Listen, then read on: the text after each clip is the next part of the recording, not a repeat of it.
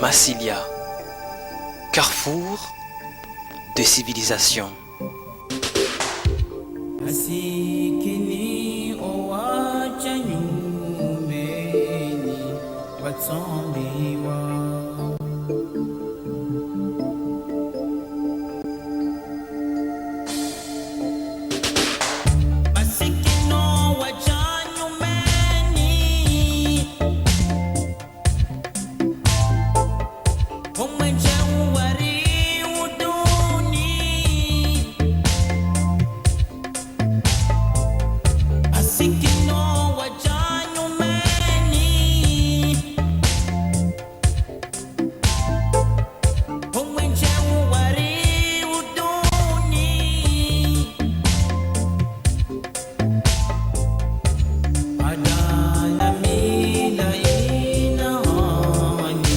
Depuis 26 siècles, Marseille est encrosée de différentes cultures, avec des populations venues d'Europe, du Maghreb, d'Asie, d'Afrique noire et plus récemment des Comores.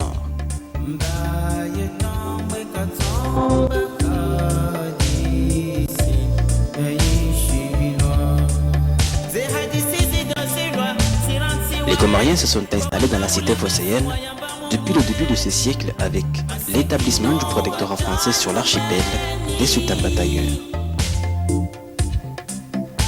Estimés à 50 000 personnes, les Comoriens sont présents dans certains quartiers de la ville, en particulier le 13 et 14e arrondissement.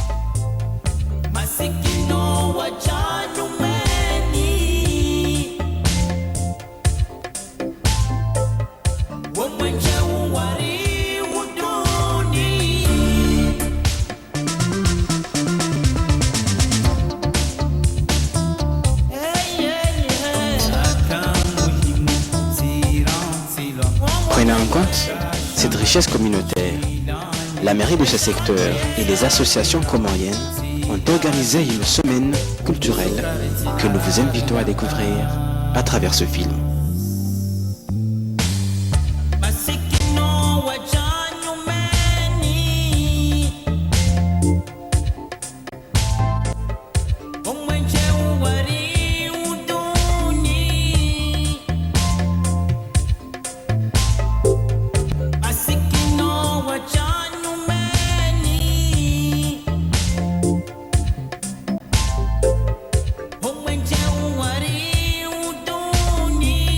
La semaine en découverte des Comores a été ponctuée par des contes et légendes, ou de la bibliothèque municipale, en passant par les établissements scolaires ou lors d'une fête organisée en l'honneur des anciens.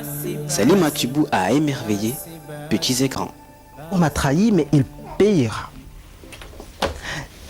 Et Lièvre, il savait que le vautour aimait bien les cadavres des animaux. Et justement, à l'entrée du village, il y avait un bœuf qui était mort. Alors Lièvre, il est parti, il a pris des couteaux, il a pris des flèches, il est venu, il est rentré dans le ventre du bœuf. Il a dit, eh bien, quand Vautour va venir pour manger le cadavre, je lui couperai la tête. Parce qu'il m'a trompé, il m'a trahi. Il est rentré dans le ventre du bœuf. Mais seulement, Vautour, il était là-haut. Qu'est-ce qu'il a vu? Il a vu Lièvre avec ses flèches et ses couteaux et qui rentre dans le truc. Alors il est venu, Vautour, il s'est posé sur un rocher, il a dit « Salut bœuf mort, dis-moi bœuf mort, si tu es vraiment mort, eh bien bouge la patte. Parce que tu sais, moi ça me ferait de la peine de te manger alors que tu es en train de dormir. Alors, montre-moi que tu es mort, bouge ta patte. » Et Lièvre, qui était au fond du ventre, qui attendait, s'est dit, je ne me remets jamais, il vient manger. Alors il a pris la patte du bœuf, il a fait... Alors Lièvre est sorti, il était très très malheureux. Il a pris toutes ses affaires, il a fait un paquet, il l'a mis sur son dos et il est parti.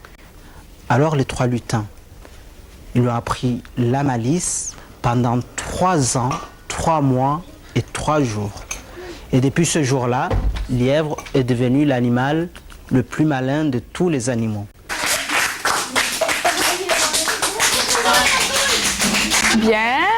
Les histoires, ils avaient l'air vraies et on a de la chance que comme rien passe dans la classe pour nous raconter des histoires. Les histoires, ça m'a bien plu. Pourquoi? Le djinn et tout, ça m'a bien plu. Kweli hali yake kanzuri be na majini yayo na the diable kweli zikanzuri me yindu ya shangiza mwa histoire de ya umwana na les 7 enfants et ouais non parce qu'ils ont dû changer si la mère moi maman tu passes à ringe amba wai de alulinai rana aurunga mwanai amba alulinai Ushangaza baada ya ukayahambia diablo kaya kujorenga mwana hahe afisha ushangaza. Ouais. Baada ya hiyo ndo kabisa ndo mimi ajini kawo. Ce collégien originaire de Mayotte exprime sa satisfaction et sa fierté de retrouver ses racines ici, dans son cadre d'éducation. Il a tenu ainsi à résumer un des contes dans sa langue maternelle. Litiam tu fikira. Alors ça on nous a bien la rongoa.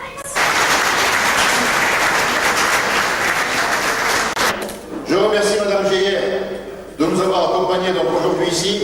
Nous avons l'honneur, nous avons le plaisir d'accueillir une personnalité qui vient des Comores même, qui est Monsieur Damir, qui est le gouverneur de la Grande Comore.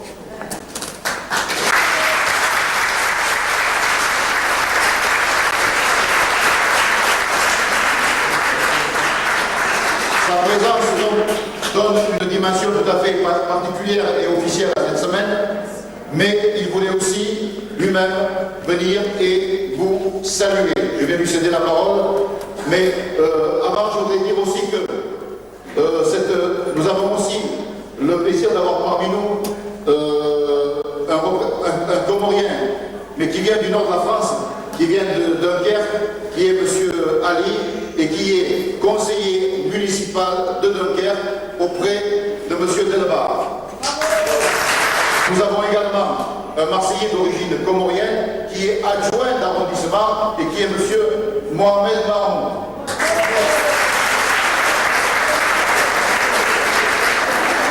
Je vous apporte le salut fraternel des Comores, car les Comoriens aiment beaucoup Marseille.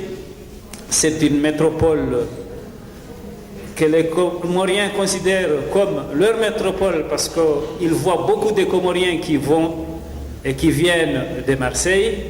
Et les Comoriens, surtout les sportifs, sont très attachés à l'OM et ils aiment suivre les matchs et tout ce qui concerne, enfin tout ce qui rappelle Marseille est très apprécié chez les Comoriens.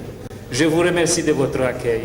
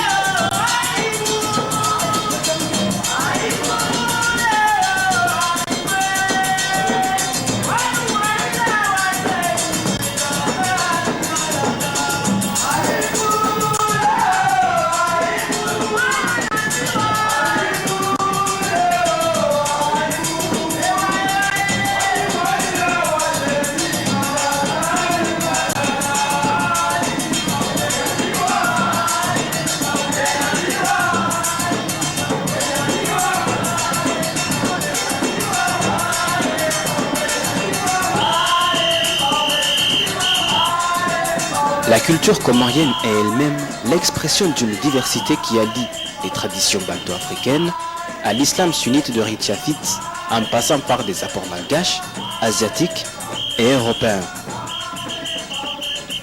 À Marseille, Les Comoriens se rassemblent pratiquement chaque week-end dans des cérémonies conviviales ou des manifestations artistiques pour replonger avec nostalgie dans l'identité du pays d'origine. C'est cette culture particulière que M. Damir Ben Ali, également anthropologue, a su expliquer lors de sa conférence tenue à la mairie d'arrondissement.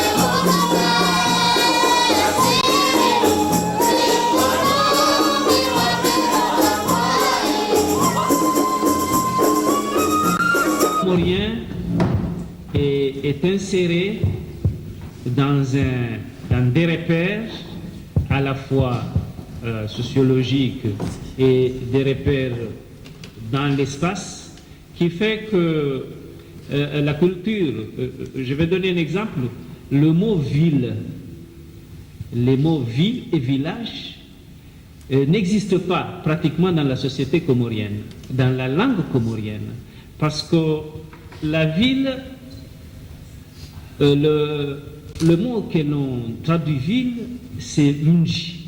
Mnji signifie groupe de partage. Donc il n'y a pas une différence, on ne peut pas dire qu'il n'y a pas un mot qui désigne village et un mot qui désigne ville. Le Comorien est musulman, mais la société elle-même est profondément musulmane, parce que pour ne pas être, pour s'intégrer carrément dans la société, il faut forcément participer à des activités quotidiennes, hebdomadaires, annuelles, qui sont toujours marquées par des aspects religieux. Elle commence d'abord par une rite, puisque la religion musulmane revendique l'absence des frontières entre le religieux et le non-religieux. La société comorienne a été toujours une société des voyageurs. Je disais que le fait d'avoir voyagé améliorait déjà le statut social de l'individu. Le manga, c'est le nom qu'on donne à quelqu'un qui a voyagé. C'est quelqu'un qui est instruit. Pour le Comorien, quelqu'un qui a voyagé, il équivalait à quelqu'un qui est instruit, qui a fait des études. Donc c'est quelqu'un qui est important. Les gens qui voyageaient, qui allaient dans tous les pays, ils s'intégraient dans ces pays, ils vivaient et ils ramenaient des connaissances. La société évolue, donc on attendait d'eux non seulement des biens, mais aussi des idées. Ici, en France, quand vous faites des manifestations, ce sont des manifestations artistiques, les danses, tout cela. Au Comores, c'est une manière de vivre. La société comorienne, c'est une société communautaire, 100%. Lorsque vous allez assister à une danse, vous avez des obligations pour aller à un toarab ou à un sambé, à toutes les danses-là. Ce n'est pas de l'art, c'est de la vie. Parce que cette manifestation n'est pas organisée uniquement comme ça pour la beauté du spectacle, mais c'est en l'honneur d'une famille qui a je dis que c'est le cycle vital, les étapes du cycle de vie du Comorien sont marquées par ces manifestations. Donc ici, on ne vous empêche pas, la preuve est là, les expositions, les danses et tout cela. Mais si les gens ne s'intègrent pas, ils deviennent des marginaux et seront dangereux pour la société d'accueil comme la société d'origine quand ils reviendront. Donc, nous tenons absolument à cette intégration. Nous tant que religieux, en tant que musulman, nous souhaitons que vous restez musulman, si vous le voulez. Mais rien, l'intégration dans la société musulmane, dans la société française, n'interdit pas la conservation de la foi musulmane. Et au moment du pèlerinage à la Mecque, sur la place du Mont Arafat, il y a une tenue exigée que tous les musulmans qui sont là, de toute nationalité, portent, mais ce sont 2 morceaux de tissu que l'on couvre le corps. Donc cette tenue-là, c'est une tenue traditionnelle. Un point, c'est tout. Et d'ailleurs, si elle était islamique, parce qu'au Comores, quand on n'a pas un statut défini, on ne peut pas le porter. Or, on ne pouvait pas empêcher un Comorien, un musulman de porter une tenue musulman parce qu'il n'a pas un statut. Donc il n'existe pas de tenue islamique. Toutes les nations qui sont musulmanes portent leur tenue, leur costume national. Mais la tenue islamique de la religion islamique n'existe pas.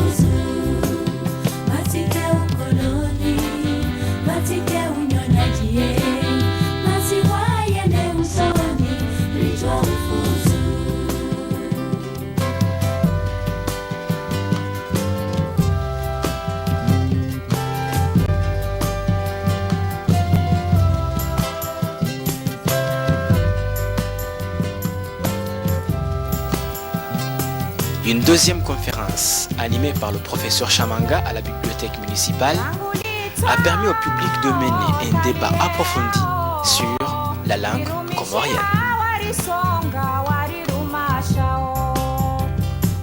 Nous sommes rencontrés là pour continuer la semaine culturelle comorienne qui a démarré depuis le lundi 30 novembre et qui se clôt ce soir. Bien sûr, avec ce qui est concert. Mais ce matin, nous avons invité M. Ahmed Chamanga, qui est enseignant, spécialiste de la langue comorienne à l'Institut national des langues et civilisations orientales, qui a un certain nombre de publications sur la langue comorienne. Aux Comores, bon. Est-ce que nous parlons tous la même langue ou pas? Bon, entre les îles. Bon, voilà une question encore qui pose encore un problème auquel on est confronté souvent. On nous pose souvent cette question, est-ce que vraiment nous parlons tous la même langue, est-ce que c'est pas différent, est-ce que etc. Bien. Disons que ça dépend sous quelle langue l'on se place, quoi. Si on se place sur le plan politique ou pas politique, et même là, si le politique, si on est plus ou moins unioniste ou bien on est plus ou moins séparatiste, plus ou moins, donc les avis divergent un peu. Toujours est-il que le comorien, disons, est grosso modo, je pense personnellement que c'est la même langue. Bon, c'est la même langue, mais qu'avec le temps, il y a eu différenciation dialectale due essentiellement aux apports extérieurs. Parce que vous savez que c'est des petites îles, les gens sont venus un peu de partout, d'Afrique, de Madagascar, mais disons plutôt d'Afrique. Et là, tout dépend des gens qui viennent, de leur langue d'origine. Et ces gens-là qui sont venus aux Comores, évidemment, apportent quand même quelque chose, influent sur la langue du pays. Et ça entraîne nécessairement des modifications, des évolutions dans la langue. Et pour preuve, si on prend un cas récent, le cas des Comoriens qui étaient installés à Madagascar, qui sont rentrés, qu'on a rapatriés en 76, je crois, ou 77, qu'on a rapatriés, il y en avait, je crois, 18 000, éparpillés dans tout l'archipel, mais qui étaient plus ou moins concentrés dans les villes. Et là, on s'est aperçu par la suite que ces 18 000 répartis dans les îles, malgré tout, malgré le faible nombre, ont quand même influé sur la langue comorienne. On a eu à côté, à Madagascar, la malgachisation de l'enseignement, qui a donné les effets que ça a donné. Et on a plutôt l'impression, je ne sais pas si on se trompe, que ça a plutôt cassé l'enseignement à Madagascar, que ça n'a apporté un réel progrès. Donc, est-ce qu'il n'y a pas ce risque par rapport à l'enseignement commun qui est déjà déglingué? Si on introduit un facteur encore de cette nature, ça ne risque pas donc de faire baisser le niveau? Par rapport à la malgachisation, là vous avez pris le cas de Madagascar, mais il fallait prendre le cas du Swahili. Hein? Le Swahili, je crois que c'est une réussite. À mon avis. Le cas de Madagascar, on prend toujours ce cas-là. Hein, on cite toujours le cas de Madagascar que notre système ça ne peut pas marcher parce que on a fait ceci à Madagascar, ça n'a pas marché. Pourquoi voulez-vous qu'on se lance aussi dans cette aventure? Ils ne prennent jamais les exemples qui ont réussi. Par exemple le cas de la Tanzanie avec le Swahili. Vous voyez? Le problème de malgachisation, je crois que c'est un problème politique. La malgachisation, c'était lié un peu à la révolution. C'est un peu l'erreur peut-être qu'allait faire aussi le Swahili. Étant des révolutionnaires, donc ils veulent que les choses se fassent tout de suite. Qu'ils aient tout de suite des résultats. Sans préparation, sans rien. C'est pas parce qu'on est malgache qu'on est capable d'enseigner le malgache, comme ça. Sans préparation, sans former des maîtres, sans les formations nécessaires, quoi. Si on veut que l'expérience comorienne réussisse, il faut préparer ça. Il faut préparer la préparation. Il faut déjà qu'on ait suffisamment de matériaux dans la langue, des études sur la langue, et puis installer quand même une commission qui va veiller quand même à l'harmonisation et à l'évolution des choses. Cette manifestation fut aussi l'occasion pour la nouvelle génération née ou grandie en France de s'approprier ce patrimoine culturel tout en intégrant d'autres formes d'expression en vogue.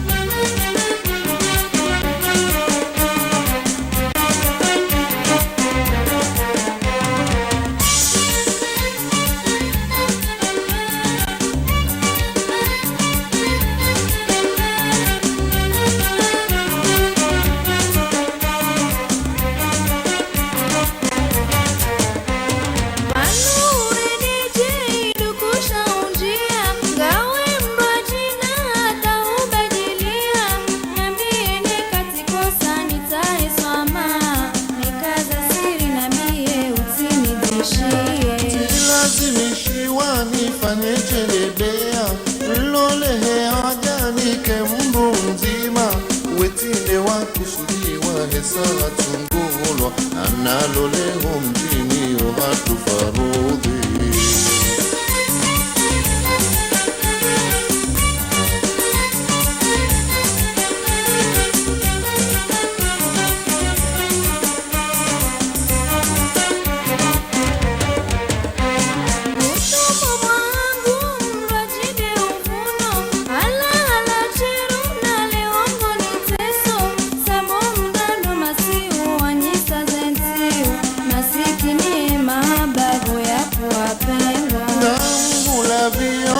Kawende wa roho ngomane ulawe uyeveno walimu nada hoti aibu wala tiboneyo banu mitinde wahanda zinuhumbiwa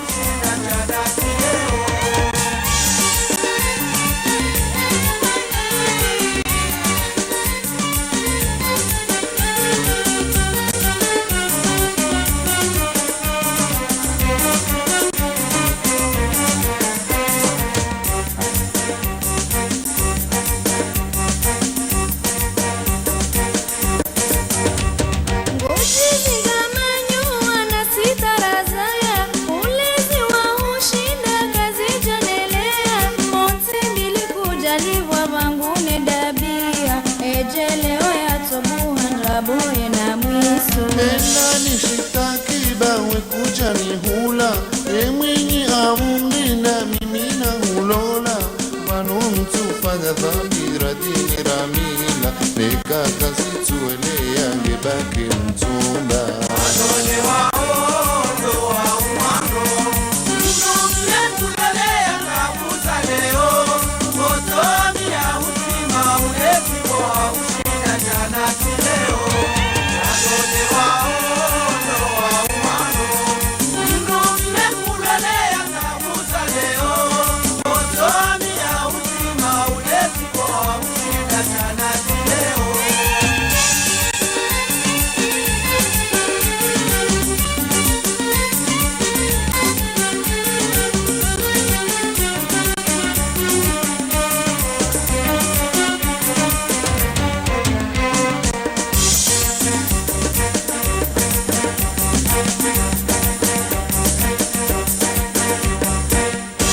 Marseille, chef-lieu de la région Provence-Alpes-Côte d'Azur. Au conseil régional, Damir Ben Ali, au titre de gouverneur, a été reçu par Sylvie Andrieux, vice-présidente du conseil régional et présidente de l'association Amitié France-Comores à l'Assemblée nationale française. Ce fut l'occasion de discussions estimées fructueuses par ces deux personnalités. C'est bref, alors, plus vous montez parce que le chantier avait été initié. Ainsi s'achève cette semaine découverte des Comores, jugée positive par les organisateurs au niveau associatif comme en ce qui concerne la municipalité, représentée par Bernard Loisy, chef de cabinet du maire. Cette communauté sincère est une communauté pour laquelle nous espérons au niveau de la mairie des 13e et 14e, les communautés qui se regroupent au niveau de notre secteur soient à même et seront capables, je pense, de réaliser une grosse manifestation. La semaine a été réussie. On a eu du mal, elle a eu du mal à se dessiner à cause des retards multiples qu'elle a pu subvenir. Mais dans l'ensemble, je dirais que la semaine s'est très bien passée et je ne vais pas rajouter autre chose car on ne peut pas, il faudrait qu'on prenne du recul car à ce moment même où je vous parle, les activités ne sont pas encore finies mais je suis entièrement satisfait. Les Marseillais d'origine comorienne vont donc continuer à participer à la construction de Massalia.